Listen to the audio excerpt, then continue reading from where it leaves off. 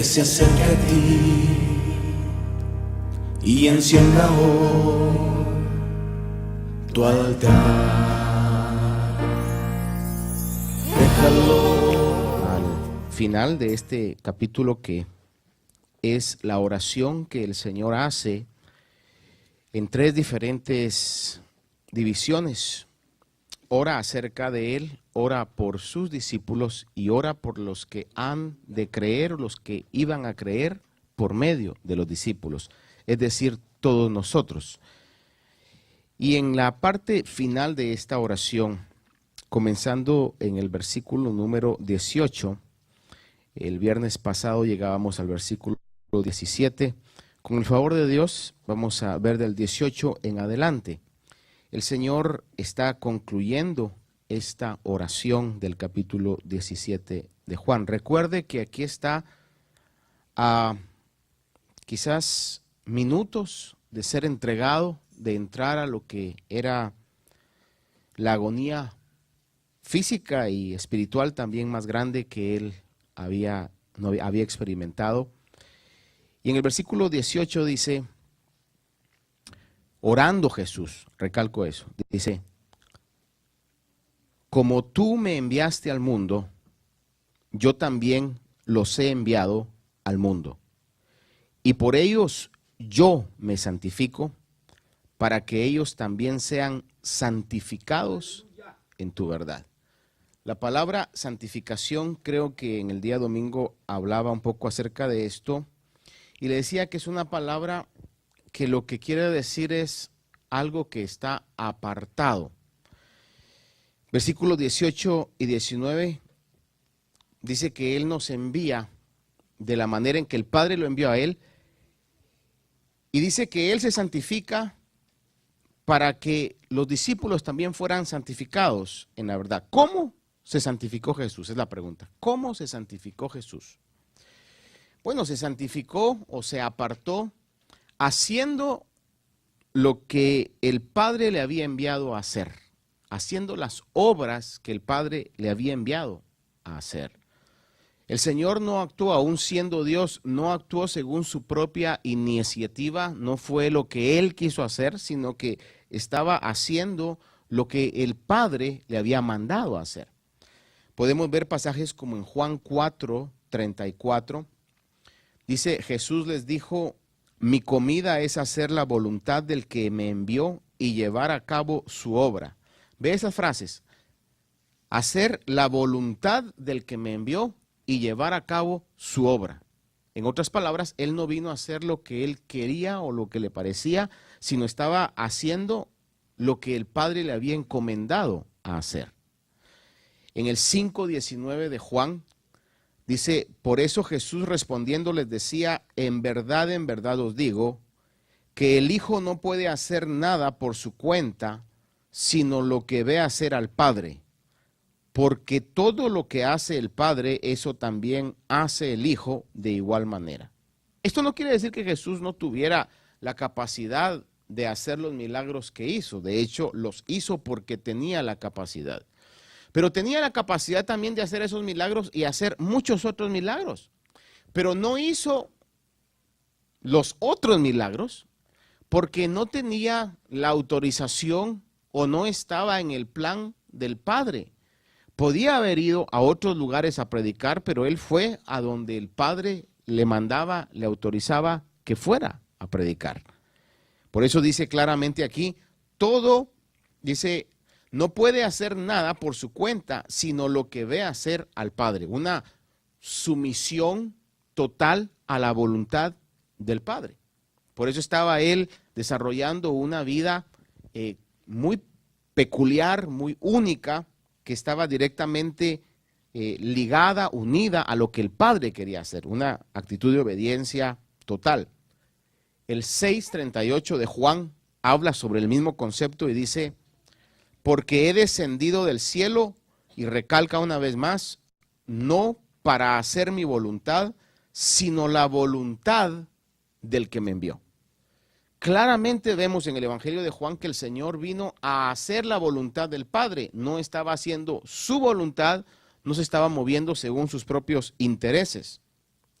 capítulo 7, verso 16 de Juan, dice: Jesús entonces le respondió y dijo: mi enseñanza no es mía, sino del que me envió. Aún en su enseñanza, el Señor reconoce la autoridad de Dios y dice: lo que yo le estoy diciendo no es algo que viene de mi corazón, de mi mente, sino que viene de Dios. Y eso es lo que yo estoy hablando y diciendo. El 9:4 de Juan dice: nosotros debemos hacer las obras del que me envió, mientras es de día, la noche viene cuando nadie puede trabajar. Entonces, a la respuesta a la pregunta, ¿cómo se santificó el Señor? Fue sometiéndose totalmente a la voluntad del Padre. Es decir, que dejó un ejemplo de obediencia total, de sometimiento total a la voluntad del Padre. Y dice: yo me santifico, es lo que el pasaje dice, por ellos yo me santifico, también para que ellos sean santificados en la verdad. Es decir que si el Señor se sometió totalmente a la voluntad del Padre, nos dejó ejemplo para que nosotros ahora podamos someternos también a la voluntad de Dios Padre. ¿Y cómo conocemos la voluntad de Dios Padre? A través de la palabra. Y por supuesto a través también del Espíritu Santo, que nos va a guiar a la palabra. Si no tenemos el Espíritu Santo, y esta es una realidad que todos los cristianos viven, sin la iluminación del Espíritu Santo, sin la ayuda del Espíritu Santo, la Biblia no nos habla. Déjenme ponerlo en otras palabras. Sin la iluminación del Espíritu Santo, la Biblia se va a convertir en un libro que no hace ningún sentido. Pero cuando el Espíritu Santo viene a la vida del ser humano y lo transforma, entonces la Biblia comienza a hablarnos a nosotros. ¿Por qué? Porque pasamos de tinieblas a luz, porque pasamos de muerte a vida, porque no éramos hijos y ahora somos hijos, porque no éramos pueblo y ahora somos pueblo. Entonces comenzamos a recibir de la palabra del Señor indicaciones, mandamientos, sugerencias que nos convendría a nosotros caminar de acuerdo a lo que la palabra de Dios dice. Obviamente es un reto, obviamente no es algo que sea natural en nosotros, no es algo fácil de hacer. Quisiéramos que fuera fácil hacer la voluntad de Dios, pero va a requerir sometimiento, determinación, va a requerir esa dedicación y por supuesto, ante todas las cosas, la ayuda de Dios, que cuando la pedimos, siempre Dios nos va a ayudar. Entonces dice: yo me santifico, en otras palabras, yo camino de acuerdo a lo que el Padre me envió a que hiciera, para darles ejemplo de que ustedes hagan lo mismo también, que caminen de acuerdo a lo que la palabra de Dios dice. Versículo 20 y 21 dice, en la oración de Jesús recalco: mas no ruego solo por estos, sino también por los que han de creer en mí por la palabra de ellos. Cuando está hablando de estos, está hablando de los discípulos, los 11, porque en ese caso Judas ya se había retirado. Dice: no ruego solo por estos, sino también por los que han de creer por mí por la palabra de ellos. Inmediatamente después de que el Señor asciende y los apóstoles, los discípulos comienzan a predicar, comenzó a expandirse el reino y muchos comenzaron a creer. Pero también en estos que habrían de creer entramos nosotros, que como una repercusión de años y de siglos, si usted quiere, están creyendo o hemos creído a través de lo que los apóstoles escribieron. Entonces, esta oración nos alcanza también a nosotros. Y dice aquí que habrían de creer por la palabra de ellos para que todos sean uno, como tú, oh Padre, estás en mí y yo en ti, que también ellos estén en nosotros, para que el mundo crea que tú me enviaste. El concepto de unidad es algo que se maneja mucho, que se habla y en algún momento se malinterpreta cuál es la unidad a la que se refiere el Señor. Le voy a decir que no es. No está diciendo el Señor que sean uno, que todo el tiempo vivan juntos. Sería imposible. Tampoco está diciendo el Señor que sean uno porque todos vienen de un mismo pueblo, de una misma raza, porque no es así, es imposible. Cuando está hablando que sean uno, está refiriéndose a que esta unidad sea una unidad de propósito, una misma meta, un mismo corazón. Y esto se logra solamente, y se está logrando y el Señor lo está haciendo solamente a través de la persona del Espíritu Santo. Y cuando hablamos del Espíritu Santo, le recalco, marco esto, el Espíritu Santo es una persona, es Dios también. Con las mismas cualidades que tiene Dios, que es omnipresente. Usted si ha nacido de nuevo, yo si he nacido de nuevo, tengo al Espíritu Santo dentro de mí. La Biblia lo dice así en Gálatas, que somos templo y morada del Espíritu Santo. Tenemos parte de Dios, y esto suena así como demasiado osado decir, pero es una realidad. Tenemos parte de Dios dentro de nosotros. Es decir, que la unidad de la iglesia no se va a lograr ni siquiera en una unidad de que todos van a tener el mismo nombre, porque usted sabe que hay diferentes denominaciones. Pero una cosa sí es cierta, se va a lograr que todos, la genuina iglesia, todos van a tener al Espíritu Santo morando dentro de nosotros. Y eso nos va a hacer uno solo, porque la verdadera iglesia de Cristo es la iglesia, son las personas que tienen morando el Espíritu Santo dentro de ellos. Esto comenzó desde el libro de Hechos, cuando en el capítulo 2 de Hechos desciende el Espíritu Santo, dice en el versículo 4 que todos fueron llenos del Espíritu Santo. Y luego dice que comenzaron a hablar en otras lenguas según el Espíritu les daba la habilidad de expresarse y hablaban de las maravillas de Dios. Pero vea la expresión que en Hechos 2:4 dice que todos fueron llenos del Espíritu Santo. Es decir, que la verdadera iglesia va a estar unida por la persona del Espíritu Santo. Es una verdad y es la oración de Jesús. Quiero que sean uno, dice el Señor, así como tú, hablando Jesús con el Padre, y yo somos uno, que ellos también sean uno.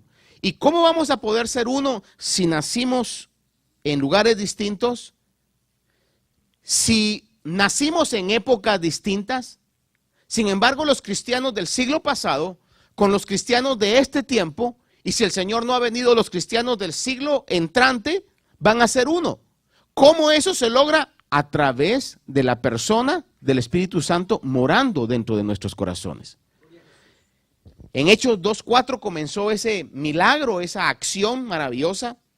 1 Corintios 12:13 dice de esta manera, 1 Corintios 12:13, pues por un mismo espíritu todos fuimos bautizados en un solo cuerpo. Ve esa frase, por un mismo espíritu todos fuimos bautizados en un solo cuerpo. ¿A qué cuerpo se está refiriendo? A la iglesia de Cristo, que es el cuerpo formado de muchos miembros. Todos aquellos que tienen el Espíritu Santo son miembros del cuerpo de Cristo. El apóstol Pablo habla más adelante en 1 Corintios cuando habla de las manifestaciones y las operaciones del Espíritu Santo y dice que hay diferentes ministerios, diferentes operaciones, diferentes dones, pero todos son por medio de un Espíritu. Es el mismo Espíritu el que opera y hace las cosas de acuerdo a como Él lo quiere hacer. Entonces, en Corintios, 1 Corintios 12:13 dice claramente, por un mismo Espíritu, todos fuimos bautizados en un solo cuerpo. Dice, ya judíos o griegos, ya esclavos o libres, y a todos se nos dio a beber el mismo Espíritu. ¿Qué es lo que nos une, hermanos? El Espíritu Santo. ¿Qué es lo que causa una unidad en la iglesia de Cristo, aunque hablemos diferente idioma? El Espíritu Santo. El otro día nos visitaba allá en Bohemia una persona que no sé si entendía español, según me parece, no. Y entonces la expresión que usó, que yo le he oído y es una realidad, dijo, pero el Espíritu es el mismo. Y es una realidad que aunque a veces no podamos nosotros entender quizá los cantos, quizás aún la predicación o la administración, pero el Espíritu Santo tiene un lenguaje que comunica el mismo mensaje. Es algo que quizás no se entiende en nuestra mente, pero se entiende en el corazón. De hecho, la palabra de Dios dice que nosotros no sabemos orar como debiéramos. Y en nuestra debilidad, ¿quién nos ayuda? ¿Qué dice la palabra que nos ayuda? El Espíritu Santo. Dice que gime por nosotros con gemidos indecibles. Entonces, el lenguaje del Espíritu no es un lenguaje ni español, ni inglés, ni francés, ni alemán, ni lo que sea. El lenguaje del Espíritu es algo que trasciende el lenguaje o los lenguajes que nosotros conocemos. Por eso, cuando habla acerca del don de lenguas, las personas que dicen que eso fue para el tiempo de atrás, porque la palabra griega que se utiliza ahí, que es la palabra glosa, se refiere a un lenguaje. Dicen, eso ya no es para ahora, porque cuando se oye hablar en lenguas, a la iglesia que habla en lenguas, dice, no tiene la estructura gramatical, la estructura verbal que un lenguaje requiere. Lo que pasa es de que el Espíritu no necesita lenguajes humanos. Por eso el apóstol Pablo cuando habla dice, yo puedo hablar, dice, lenguajes humanos o lenguajes angélicos. Entonces viene la pregunta, ¿cómo hablan los ángeles? ¿Qué hablan los ángeles? ¿Inglés? ¿Español? Yo le podría decir que hablan todos los lenguajes y lenguajes que no se hablan acá en la tierra. Entonces no nos extrañemos de la variedad y la magnitud que eso quiere. El lenguaje del Espíritu es un lenguaje que va mucho más allá del lenguaje que nosotros hablamos.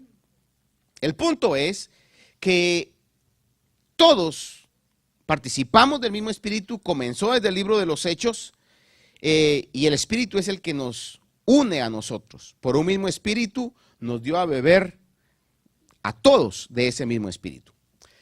Versículo 22 y 23 recalcan este concepto de la unidad del Espíritu. Versículo 22 y 23 de Juan 17. Vea esto. La gloria que me diste, les he dado. Mire esa expresión, y hagamos una pequeña meditación ahí. La gloria que me diste, les he dado. Jesús dijo eso. Si Jesús lo dijo, yo lo creo. ¿Cuántos dicen amén a eso? Si Jesús lo dijo, yo lo creo. La gloria que me diste, recuérdese que ahí no está hablando nada más sobre los 11, sino que está orando el Señor por los que han de creer por medio de la palabra de ellos. Es decir, que ahí entramos nosotros también. ¿Por qué le recalco esto?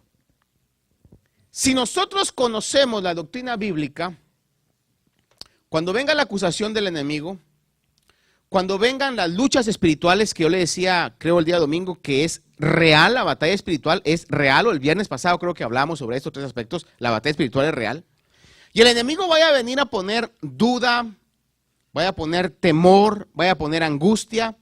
Si yo entiendo mi posición bíblica, voy a poder pelear eficazmente esas batallas.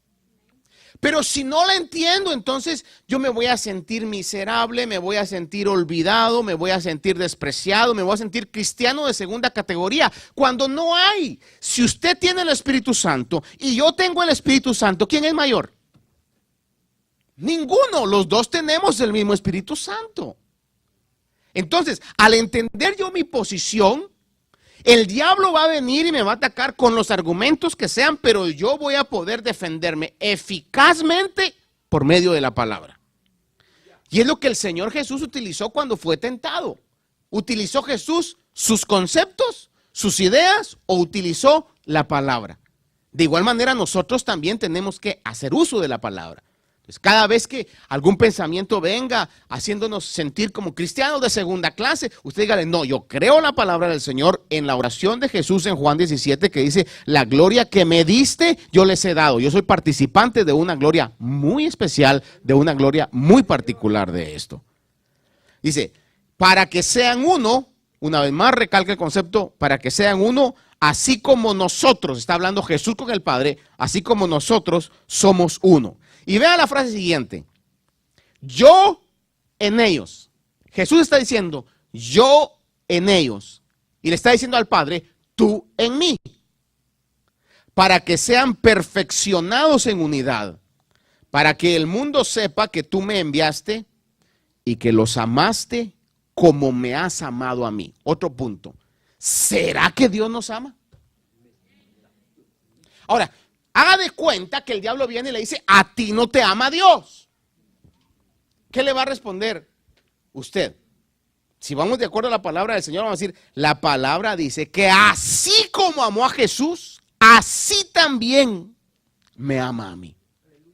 Es la palabra de Dios. Le voy a decir que el diablo va a poder pelear en contra de sus conceptos, en contra de sus ideas, en contra de sus opiniones, pero jamás va a poder ganar en contra de la palabra de Dios.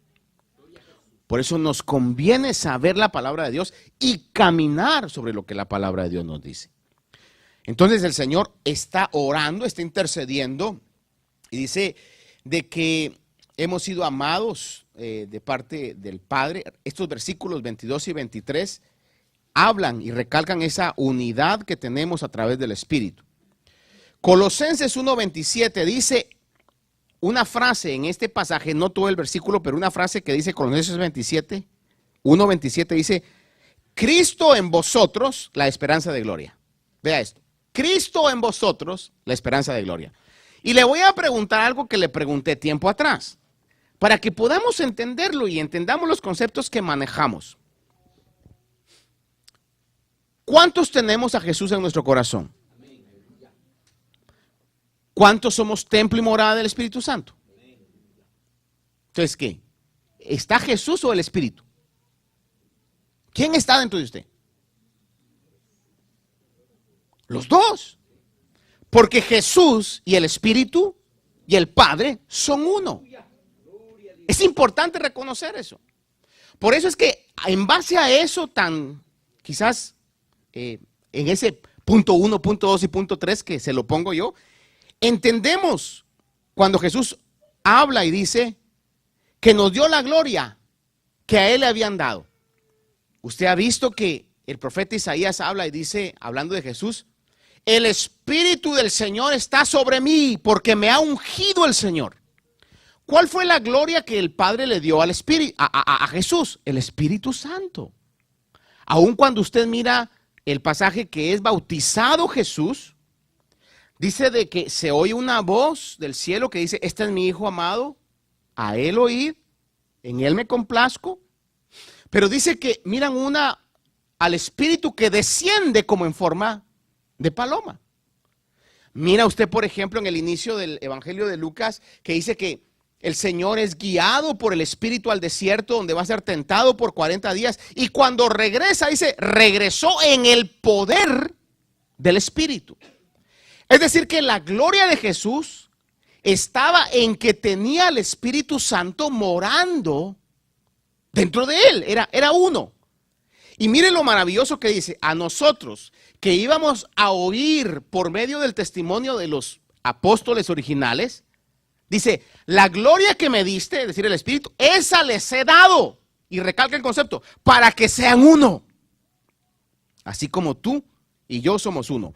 Por eso en Colosenses 1:27 dice, Cristo en vosotros, la esperanza de gloria. Pero Cristo y el Espíritu son uno.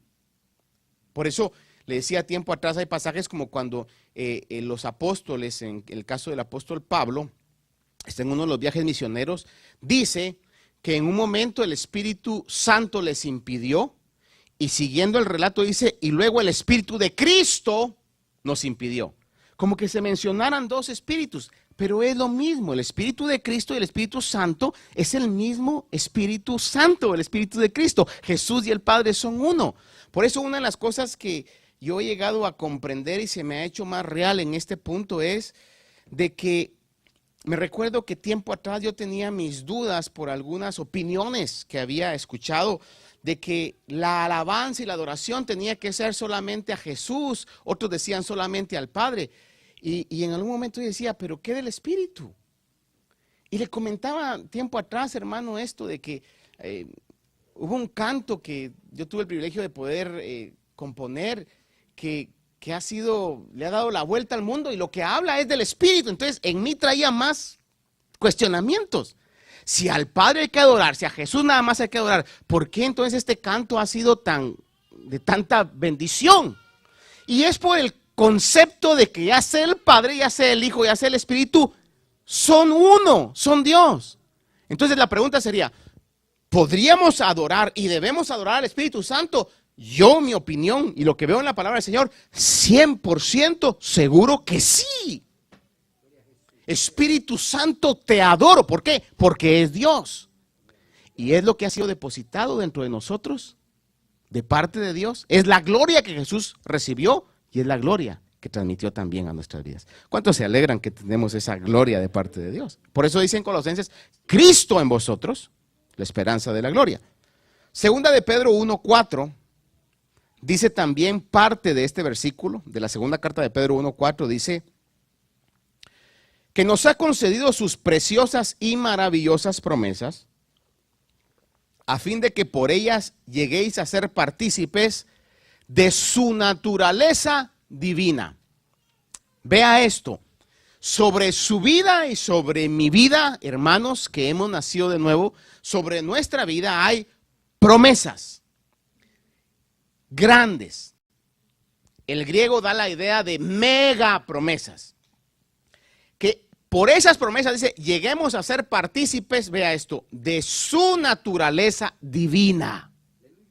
Entonces, me atreveré a decir, de acuerdo a lo que la palabra dice, es que tenemos nosotros, dentro de nosotros, morando dentro de nosotros, algo que es divino. Conociéndonos nosotros, conociendo nuestros pensamientos, nuestras emociones, nuestras acciones, nuestras intenciones, podríamos decir, quizás algún otro lo tendrá, pastor, pero yo dudo, yo me conozco, yo sé quién soy. Y es ahí donde viene la transformación y que vamos a llegar a esto. ¿A quién le vamos a creer? ¿Al acusador, al enemigo? ¿Le vamos a creer a nuestra propia mente? ¿O le vamos a creer a lo que la palabra de Dios dice? La palabra de Dios dice que nos ha dado promesas, nos ha dado su espíritu y nos ha hecho participantes de su naturaleza divina. Por eso el apóstol Pablo escribe y dice que tenemos este tesoro en vasos de barro, para que la extraordinaria grandeza del poder sea de Dios y no de nosotros mismos. De que Dios va haciendo el trabajo dentro de nosotros en aquellos que son hijos es una realidad que se va dando. Y cada uno de nosotros es un diamante en proceso. Si alguien aún, cristiano, viene y quiere a usted acusarlo, hermano, dígale, hermano, todavía estoy en proceso. Soy un diamante en proceso. Hay muchas cosas que necesitan ser cambiadas, pero Dios lo está haciendo. Y gracias a Dios que Él lo hace, ¿verdad? Imagínese usted que usted dependiera del trabajo del pastor, ya estaríamos todos hundidos, hermano, comenzando con el pastor, ¿verdad? Pero no es ni el pastor, ni el apóstol, ni el evangelista. No, hermano, es Dios a través del Espíritu Santo el que está haciendo la obra en cada uno de nosotros, a través de su palabra. Esto es tan maravilloso. Versículo 24 habla y dice, Padre, recalco, está el Señor orando, Padre, quiero que los que me has dado estén también conmigo donde yo estoy, para que vean mi gloria. La gloria que me has dado, porque me has amado desde antes de la fundación del mundo. Yo tengo mi propio concepto y obviamente cada persona y cada creyente tiene su propio concepto. Cuando hablamos de la gloria de Dios, cuando hablamos de las moradas eternas, la Biblia habla de la calle de oro, habla del mar de cristal, habla del trono de Dios, habla de las criaturas que están alrededor del trono, los 24 ancianos, todo lo que podemos tener una idea vaga de lo que es el cielo. Ya, va a ser maravilloso ver todo eso, ver cómo es el cielo, la magnitud de hermosura, de gloria. Pero lo más hermoso del cielo es la persona de Dios, sin duda alguna. Pero después de la persona de Dios, mi concepto, lo que yo más anhelo es el cuerpo que me van a dar. Yo no sé si usted está contento con su cuerpo, pero conforme pasan los años, uno va diciendo, qué rápido se pasa la vida. Y lo que oía a mis padres o a los adultos decir y quejarse, hoy yo estoy quejándome de esas cosas. Ya mi mente dice, muévete, pero mis piernas dicen, espera. A veces nosotros mismos nos sorprendemos de que todavía tenemos ciertos reflejos. Obviamente los jóvenes no tienen ese problema, están chispa, ¿verdad?, a ese punto. Pero conforme pasa el tiempo uno se va dando cuenta y uno añora la transformación de este cuerpo. ¿Se imagina usted cuál es el cuerpo de gloria que nos van a dar? Un cuerpo que Jesús lo manifestó resucitado. Se deduce por algunos pasajes que traspasaba paredes. Aún estando en el ministerio aquí, caminó sobre el agua. Imagínense, caminó sobre el agua, estaba desafiando totalmente las leyes de la física y no estaba todavía glorificado, fueron de los milagros que él hizo. Pero ya glorificado, fue una cosa tan maravillosa. Por ejemplo, una de las cosas que yo siempre me pregunto es, tiene una herida de lanza en su costado. ¿Se imagina usted y yo, tenemos un paper cut, un corte de papel? ¿Cómo duelen esos, verdad? O por ejemplo, cuando usted se corta muy pequeña una uña, ¿no le ha pasado? Y que toca cualquier cosa y está así, ¿verdad? Pequeños dolores, dolor de muela, dolor de oído, lo que sea. Pero pensemos en una herida. ¿Cuántos de aquí alguna vez nos han operado? Levanten la mano, quisiera ver a aquellos que ya somos postoperatorios, ¿ya? Pero una operación, diríamos, ya de tipo mayor. ¿Cómo camina un recién operado? Hermano, si camina, va pero despacísimo, hermano. ¿Ah? Para levantarse, para sentarse, para levantarse de una cama, hermano, uno vuelve a ser totalmente dependiente 100%. Imagínese usted tiene una herida abierta aquí, una lanza que le acaban de hacer 3 días atrás. ¿Se atrevería usted a decir, a ver, mete la mano? Por eso uno llega a entender que las películas, al fin de cuentas, son películas. Por ejemplo, me recuerdo una de las películas, quizás usted la ha visto, no sé si la ha visto, pero la famosa película de los 300. Cuando hay uno de ellos que creo que es por una espada o una lanza, le hiere un ojo, se lo quita. Y el tipo viene y se pone una venda, una bandana ahí. Y obviamente esto lo voy a decir porque creo que la película así lo dice. Alguien le dice, ¿qué te pasó en el ojo? ¿Qué lamento lo de tu ojo? Y él dice, gracias a Dios los dioses me han dado 2. Pero una banda, una solución a todo. La realidad es que cuando alguien tiene una herida de eso, hermano, jamás va a poder tener ese tipo de actitud. Cuando uno mira realmente las guerras, lo que Hollywood nos vende son las guerras estilo Rambo, ¿verdad? Con 2 ametralladoras aquí, no sé qué calidad. Hermano, el hermano Carlos, que estuvo en combates, me dijo la otra vez, pastor, eso es mentira. Es mentira. Las peleas se pelean así me decía él, detrás de los árboles, detrás de las rocas. ¡Pah! ¡Pah! ¿Sí o no, Carlos? Pero nosotros creemos que en lo que dicen en las películas, hermano, no, así se pone uno de un blanco movible, pues, ¿verdad? A fin de cuentas son movies. ¿Ya? No creamos eso no es así. Eso no es así. Por eso decía algo, el hermano Edwin me decía algo ayer en la reunión de discipulados. No saque su teología de las películas, ni de las novelas, ni de las series. Le recomiendo, por favor, en el nombre de Jesús, lea la Biblia. No digo, porque en la película salió que así era. Vaya a ver si en la palabra de Dios es así.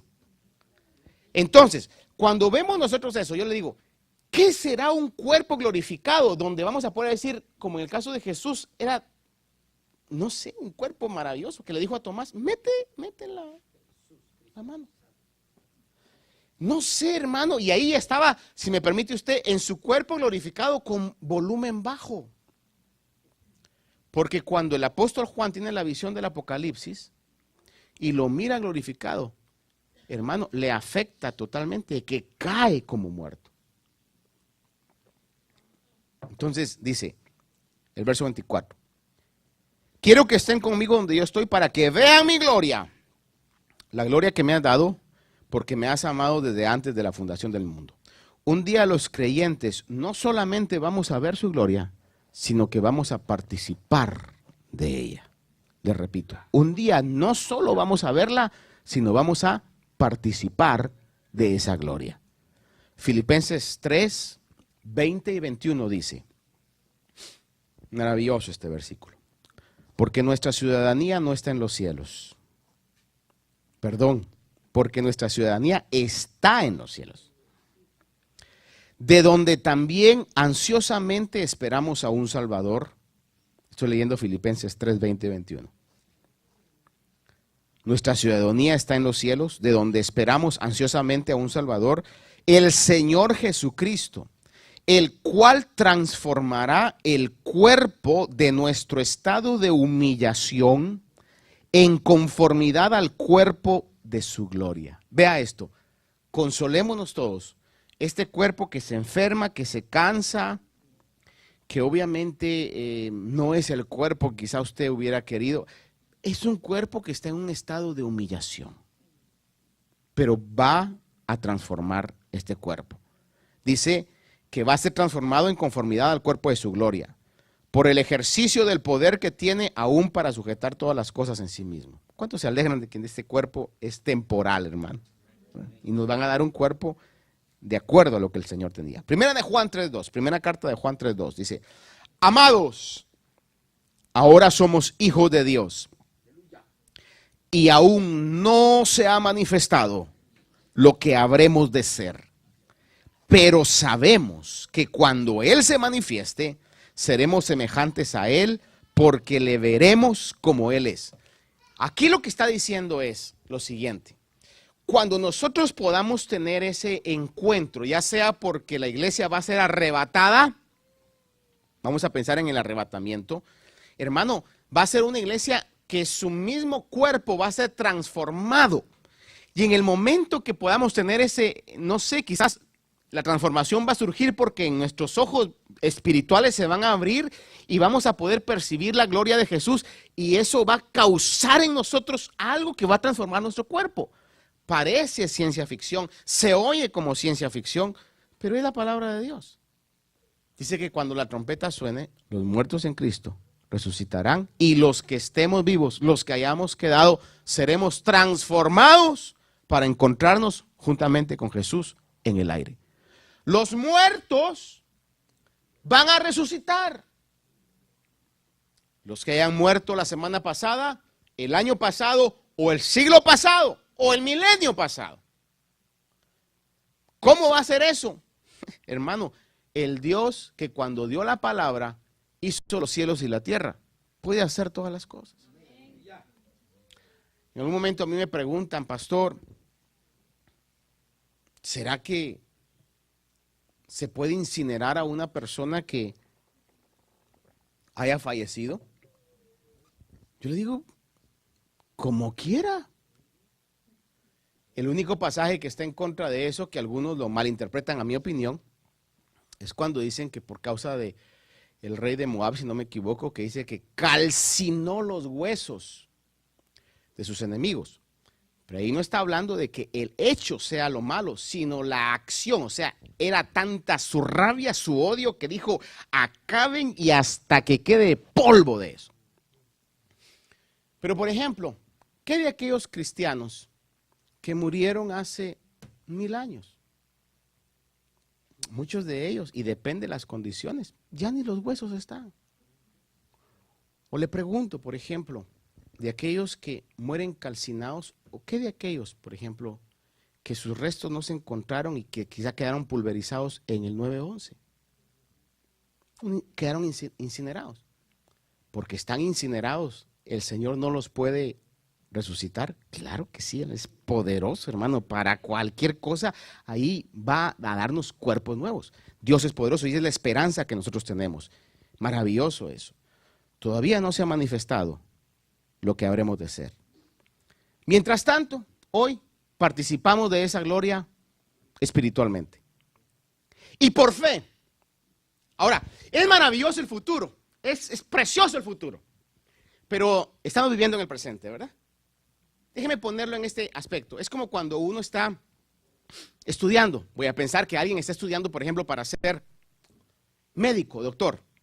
Y en la facultad le están diciendo, mire, están motivándolo quizá, porque saben que van a haber noches de desvelo, largas, estudio grande, y le dicen, mire, pero usted visualícese con su bata, con su estetoscopio, y que la gente le diga doctor o doctora, y los estudiantes quizás se van al futuro, ya se sienten médicos, se sienten profesionales, especialistas.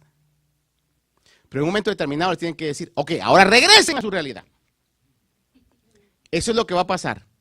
Pero hoy hay que vivir la vida de estudiante. Hay que esforzarse para que eso se manifieste. Entonces, hoy le he dicho, va a tener ese cuerpo maravilloso. Va a tener una gloria maravillosa.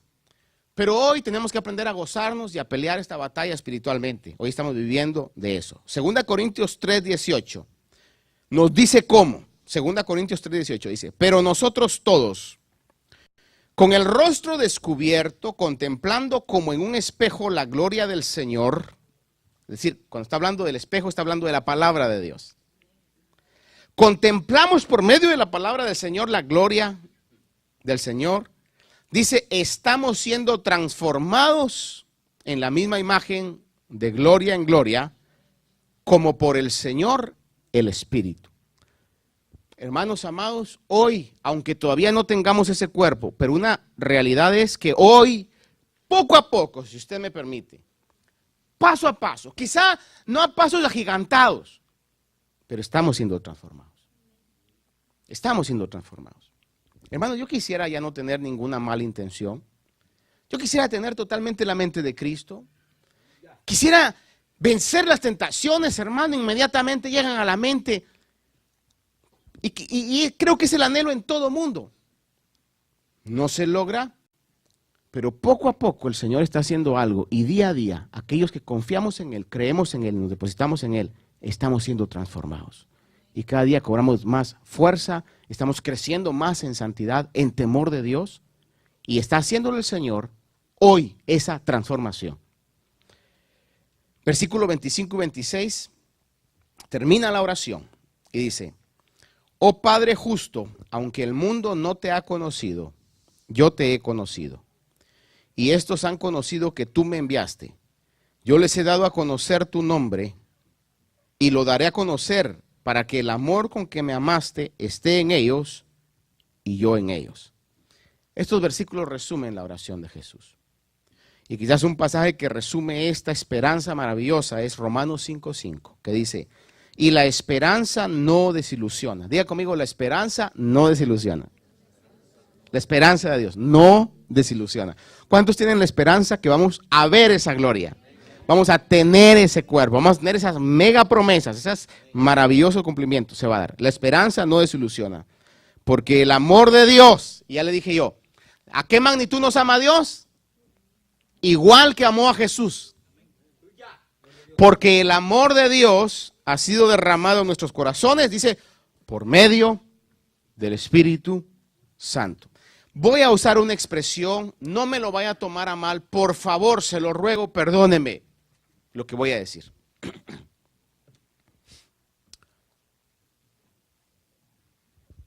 Pero, ¿por qué aman los padres a sus hijos? ¿Por qué? Tan sencillo. Porque salieron de ellos. Porque son de ellos. Aunque técnicamente son de Dios, ¿verdad? Pero dices, son mis hijos. Y hay algo en el corazón del padre, de la madre, donde van a volcar todo su amor hacia esa criatura. Y como decía alguien, es una verdad, ¿verdad? Dice, los hijos aunque crezcan, dice, y dígame usted, desmiéntame si estoy mal, uno siempre los mira pequeños. Están más grandes que usted ya, pero los sigue viendo como pequeños. ¿Ya? ¿Por qué? Entonces, ¿por qué nos ama Dios? Mire, ¿sabe por qué? Porque somos hijos y nos ha dado parte de Él dentro de nosotros. La atracción de Dios hacia el Espíritu Santo es algo indescriptible. Nos va a amar, nos ha amado y la obra que Él ha comenzado la va a terminar porque hay algo de Él en nosotros. Amén y amén. Gloria a Dios. Démosle un aplauso al Señor que lo merece.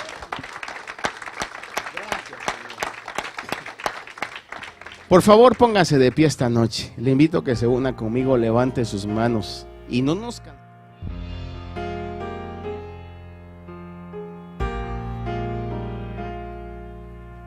Déjalo que se acerque a ti y encienda hoy tu altar. Déjalo que revele en ti cada día más su voluntad. Déjalo que moldee en ti la vasija que Él quiere usar. Déjalo que gobierne en ti, déjalo que gobierne en ti. Entrégale al Señor tu caminar. Déjalo que gobierne en ti, déjalo que gobierne en ti. Entrégale al Señor tu caminar.